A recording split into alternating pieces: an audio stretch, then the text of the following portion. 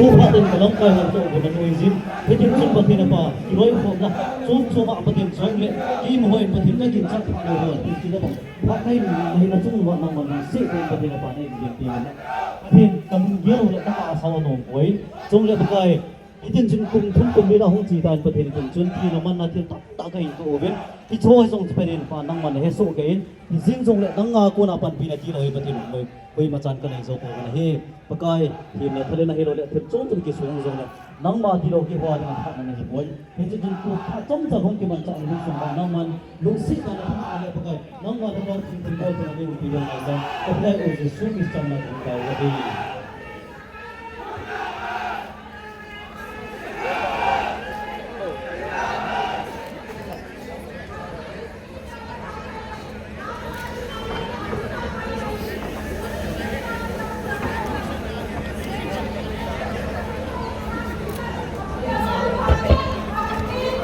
Hello.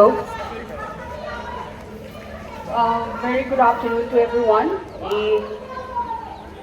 Today we are here because we are demanding justice. This protest rally is organized because the Kuki-Zo people, we demand justice, not symbolism.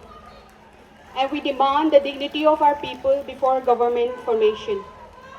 The Kuki Students Organization, Delhi and NCR, places on record its firm opposition to the recent installation of the so-called popular government in Manipur.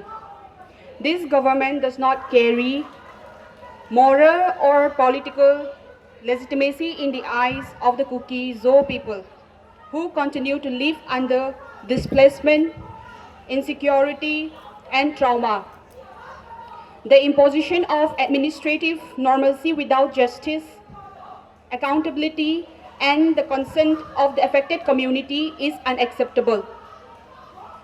The Kuki Students Organization Delhi and NCR clarifies that the Kuki-Zo people no longer consider themselves as belonging to the political and administrative framework of the state of Manipur.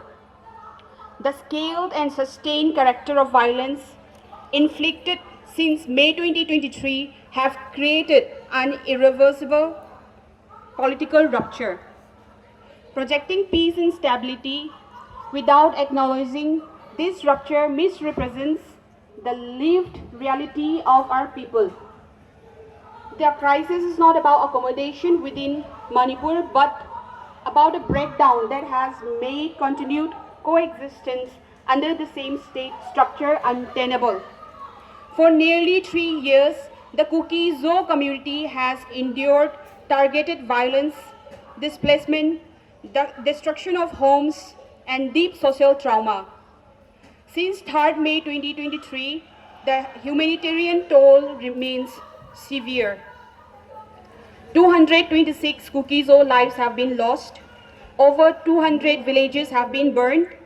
More than 7,000 houses have been destroyed. Over 360 churches and synagogues have been burned, and more than 41,000 people have been displaced. These figures are not statistics alone. They represent families uprooted, dignity violated, and trust permanently shattered. The organization stresses that peace cannot be manufactured through political declarations, while the root causes remain unaddressed. Justice and accountability are essential, but they cannot be by themselves restore the political relationship that has already collapsed. Symbolic representation and administrative gestures cannot heal collective trauma or resolve the structural crisis faced by the Kuki-Zo people. We emphasize the voices of the ordinary Kuki-Zo people, especially those who have suffered displacement and loss, and we must be heard with sincerity and respect.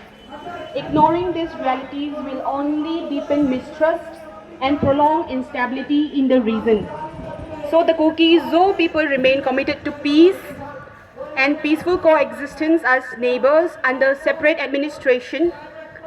However, the organization firmly reiterates that separate administration democratically demanded since May 2023, remains the only viable and lasting political solution to guarantee safety, dignity, and justice.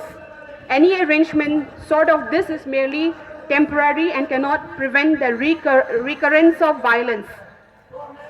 So the demand is, number one, arrest and investigation of individuals and groups responsible for violence, including the leadership of Arambai Tengol, and legal action to prevent further extremist activity.